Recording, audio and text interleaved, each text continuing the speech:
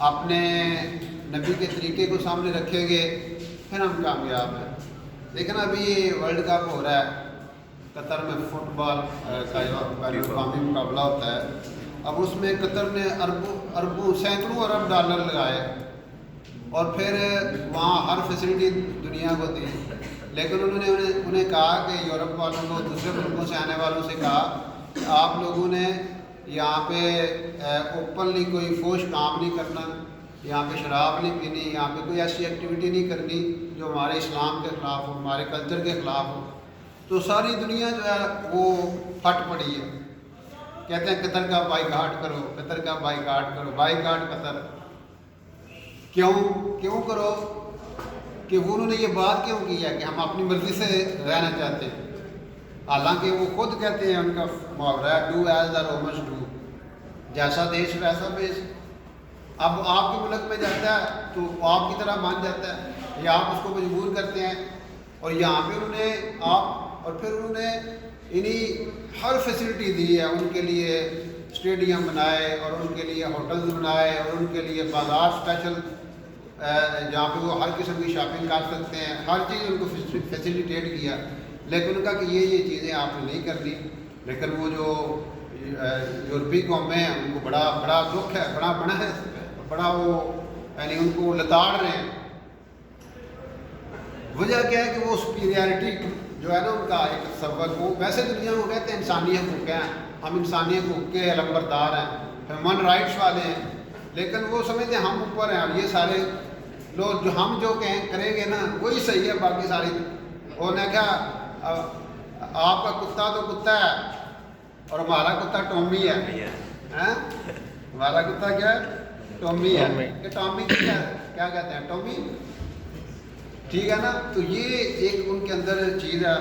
لیکن ان لوگوں نے اپنا قائم رکھا ہے۔ انہوں نے اسپیشل اسٹیڈیم کے ارد گرد میں پڑھ رہا تھا کہ اسپیشل جو مساجد ہے نا وہاں پہ مؤذن جو مقرر کیے ہیں، جن کی آواز بڑی خوبصورت ہے، دل آویز آواز ہے۔ پھر انہوں نے پوری دنیا سے علماء اسکالر بلائے ہیں جو مختلف زبانوں میں ان کو پریچنگ کریں گے اسلام کی، یعنی ہر انداز سے۔ اسٹیڈیم کے اندر بھی انہوں نے نماز کی جگہ مخصوص کی ہوئی ہے، اور اوپنلی بھی موقع آ جائے تو وہ نماز پڑھتے ہیں۔ تو یہ ایک اچھی چیز ہے اور یہ ان کی ضرورت ہے، یہ ان کی ایک اپنے دین کے ساتھ، چلو اس لیول کی نہیں جس لیول کی ہونی چاہیے، لیکن پھر بھی بڑی بات ہے کہ جب ہر طرف اندھیرا ہی اندھیرا ہو تو وہاں پہ چھوٹی سی لائٹ بھی، مدھم سی لائٹ بھی، موبائل کی لائٹ بھی گزارا کر جاتی ہے۔ جب ہر طرف گھوپ اندھیرا ہو، اس وقت تو بے دینی کا اور بے حیائی کا ایک گھوپ اندھیرا ہے نا پوری دنیا کے اندر، تو وہاں پہ جب کوئی خیر کی بات کرتا ہے، کوئی اچھا قدم اٹھاتا ہے تو وہ قابل مبارک ہے، وہ سلیوٹ کے قابل ہے، سلام کے قابل ہے، ان کو اس استقامت پہ یعنی داد دینی چاہیے۔ اور اللہ تعالیٰ بھی کہتا ہے جن لوگوں نے کہا ہمارا رب اللہ ہے، پھر اس پہ ڈٹ گئے،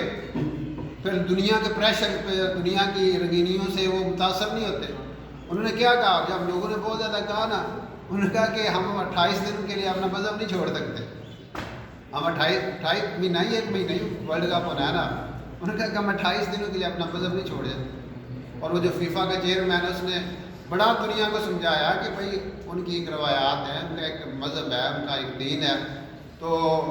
وہ نہیں مان رہے تھے صحافی سارے، تو اس نے کہا پھر پنجابی نے کھاؤ قسمان جاؤ جنہ بچ، جنہیں آنا ہے آوے، جنہیں نہیں آنا۔ مقصد یہ ہے کہ ہمیں اپنے دین کے ساتھ سنسیئر ہونا چاہیے، اپنے نبی کے ساتھ، ہم مسلمان ہیں، اپنی مٹی پہ چلنے کا طریقہ سیکھو، سنگ مرمر پہ چلو گے تو پھسل جاؤ گے۔ غیر تو چاہتے یہ ہیں کہ ہماری طرح کے بن جائیں۔ قرآن نے کتنی دفعہ کہا ہے کہ یہ تم سے جو ہے اس وقت تک راضی نہیں ہوگے غیر جب تک تم ان کے طریقے کو اڈاپٹ نہ کر لو۔ قرآن میں کتنی آیات ہیں کہ یہ اس وقت تمہارے سے راضی ہوگے جب تک تم ان کے طریقوں کو، ان کے کلچر کو نہ اڈاپٹ کر لو۔ اور آج مسلمان کی بدقسمتی ہے بیچارہ، پورا کلچر ہی اس نے غیروں کا اڈاپٹ کر لیا ہو۔ تو اس لیے ہم لوگوں کے اس بارے میں سوچنا چاہیے کہ آیا میری زندگی اکارڈنگ اسلام گزر رہی ہے، اپنے نبی کے طریقے کے پر گزر رہی ہے؟ نماز ہے، کسی نماز پڑھتے ہیں، دیکھو یار